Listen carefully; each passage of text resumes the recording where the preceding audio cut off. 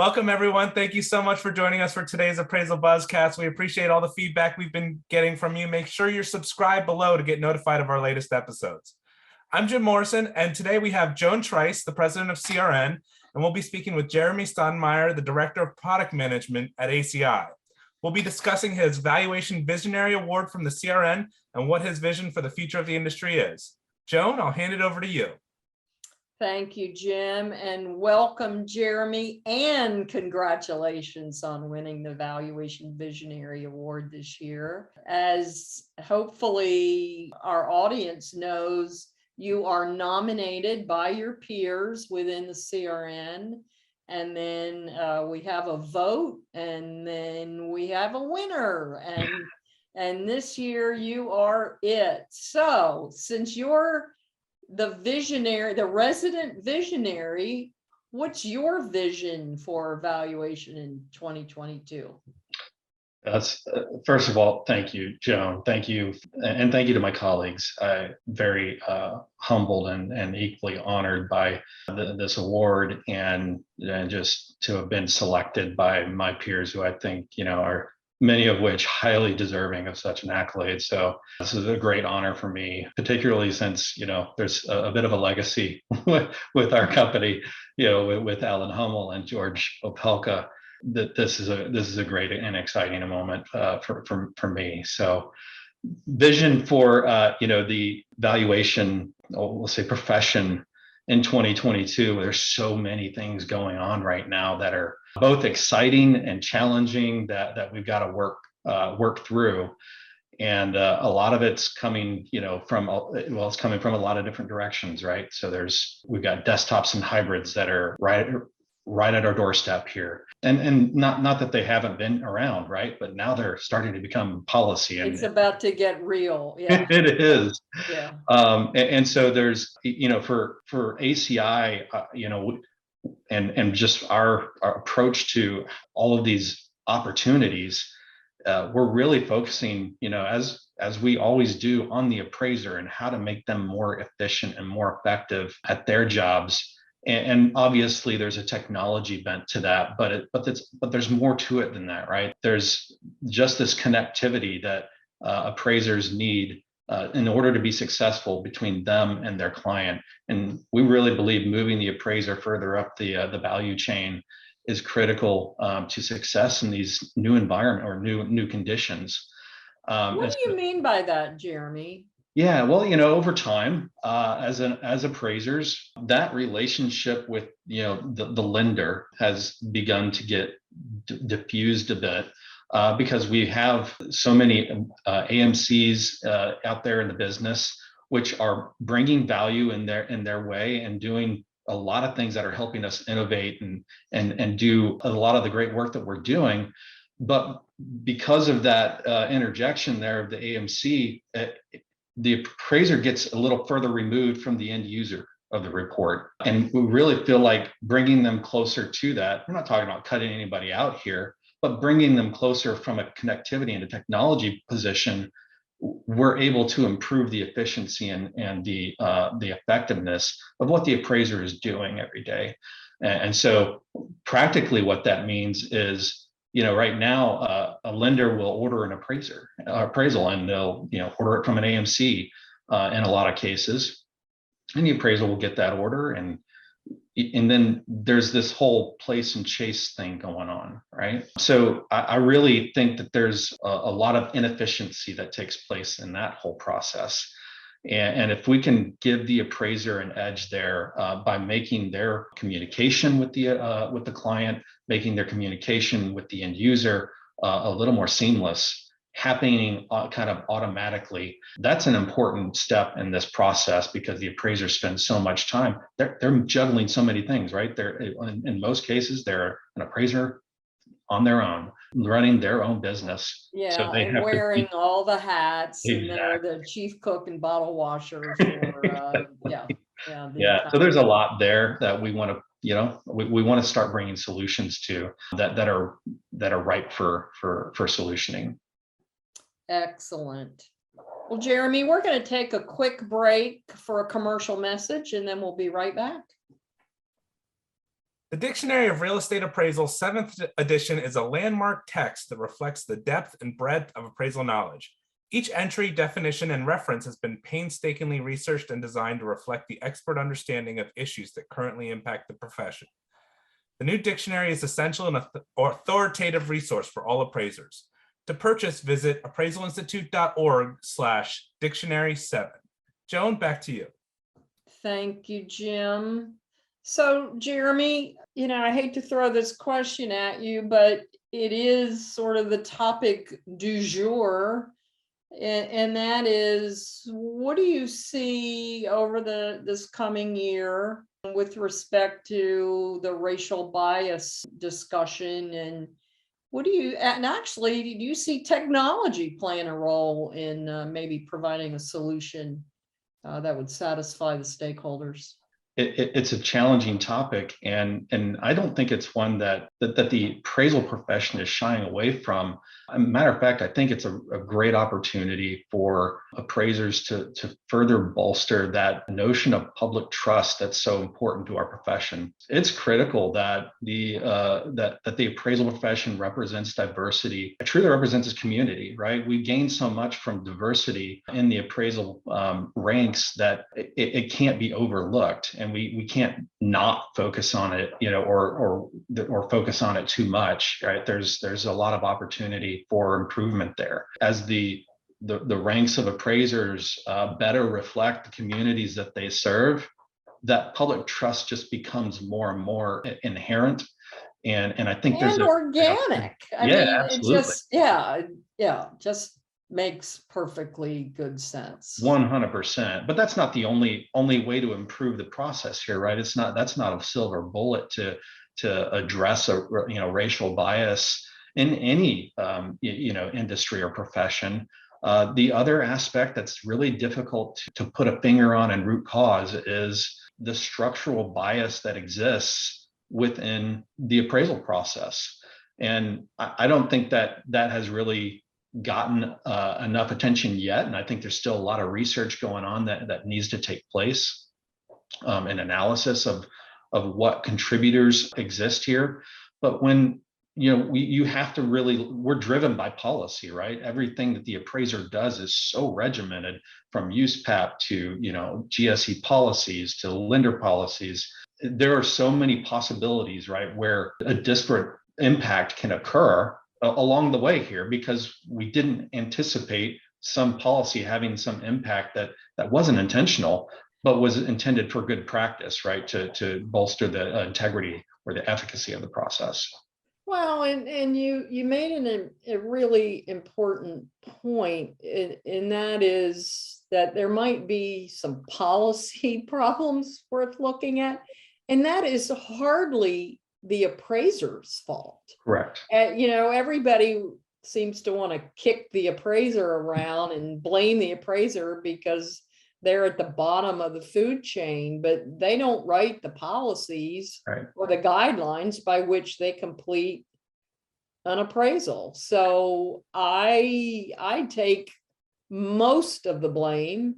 I do think there are certainly individuals in our midst who are racists, and I like to think it doesn't happen, but common sense tells me that sometimes that bias is going to find its way in the results of an appraisal report, unfortunately.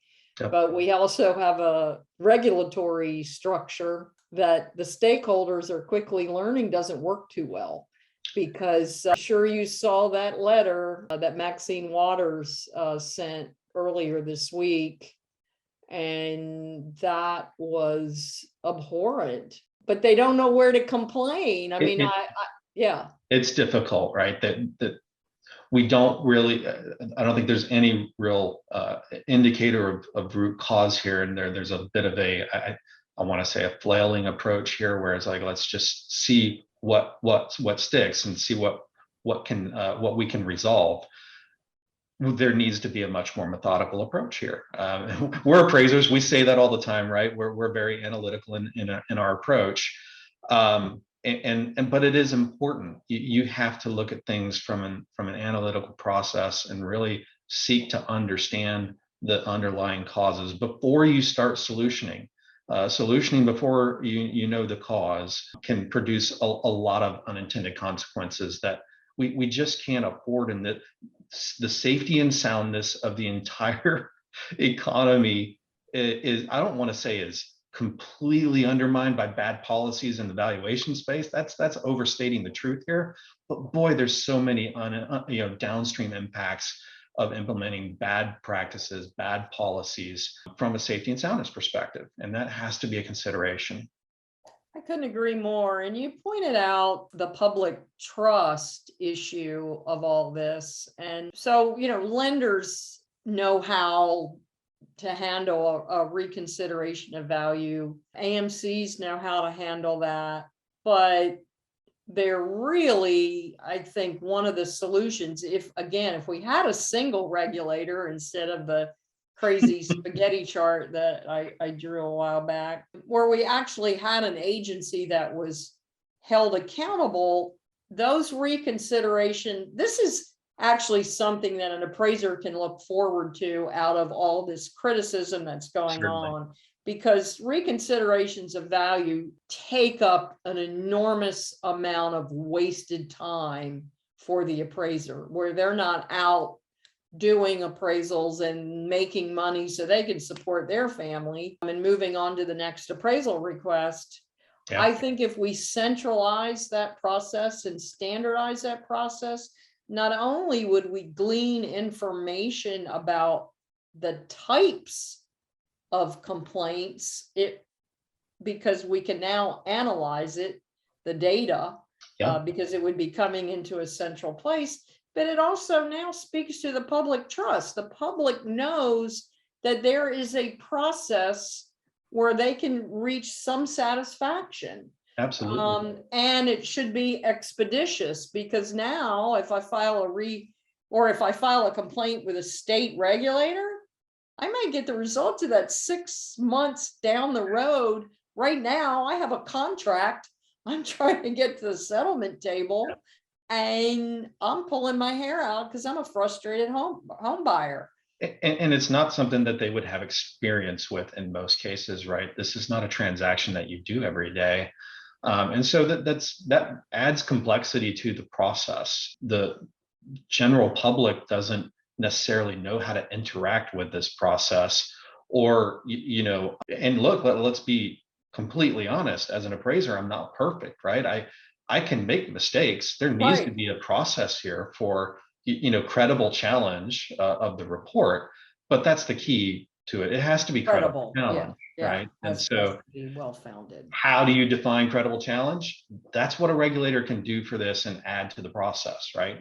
Produce something that, realtors can help their customers with, lenders can help their customers with, and bring a more cohesive process together here. And appraisers then know how to interact with the process as well. There's a lot of, just misunderstanding and frustration, even from the appraiser side, about, is this okay for me to do? Am I, subjecting myself to scrutiny by even addressing this, right? But if a standardized process is implemented here, I think it brings some certainty to that process for all parties, and gives them a chance to interact with that in a healthy way. I couldn't agree more. We didn't build Remote Val for appraisals. We built it for appraisers. With Remote Val, you are in control. Unlike a hybrid valuation, you directly gather the information, photos, and measurements you need while communicating with the homeowner. And with no travel time, Remote Val increases the number of inspections you can perform.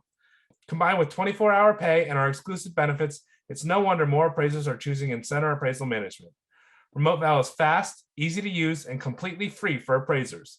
To see a demo of Remote Val in action, visit incenteram.com.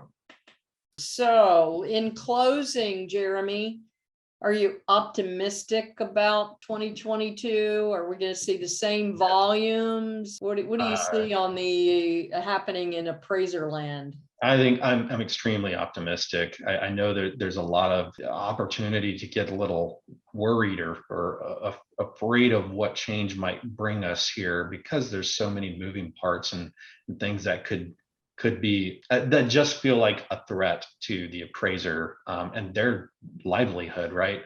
So there's that component of it. But as an appraiser, I always want to be focusing my efforts on what is my most value add to the process. And I think there's a lot of opportunity here for appraisers who have to juggle all those aspects of running a business to be able to really start focusing on that one thing that actually generates revenue for them. And that's being a consultant, being an analyst that really looks at the market and does that real important implementation of judgment and expertise in the valuation process. Now, that doesn't mean appraisers, need to stop, inspecting homes and being out in the field. And look, I think there's a place for all of that all along the process here. But I do agree that there's a reasonable argument here for risk sizing, the scope, right, of an appraisal, because that's what this is all about, right? If I'm not bringing value to my end user, because the appraisal is really just a superfluous component in this really low risk transaction, a 10% LTV or 20 or 30% LTV with a really great credit profile. Wow, I mean, is the lender even going to look at that appraisal report at that point? I want to give them something that they can use. And so how do I interact in all the different scenarios might be presented here? And I think that there's an opportunity across the spectrum for appraisers to interact, but they got to be willing to absorb some change, be ready to make some changes in their own workflows. A 1004 URAR was the tool. It may not always be the tool for every loan program or every loan application out there. And so I think there's need to be more open-minded. And then, appraisal modernization takes on a lot of different forms of conversation. And a lot of times it focuses on how do we rely less on the appraiser. And I don't think that's the right approach. I think we really need to look at appraisal modernization from a variety of vectors and look at the point that appraisers could be more efficient. Their capacity can grow if we give them the right tools, we give them the right technology. And it can't be technology that is implementable 5 years from now. It needs to be something they can use today. And so all these great policies and pilots and things that are going on are great, and they're going to set us up for what's to come down the road. But how do we tool the appraiser today to be efficient in the paradigm that exists today? And that's really where ACI is focusing. That's where I'm focusing as a product manager, and really looking to chip away at some of those inefficiencies that exist in the process today without sacrificing quality and efficacy of the work.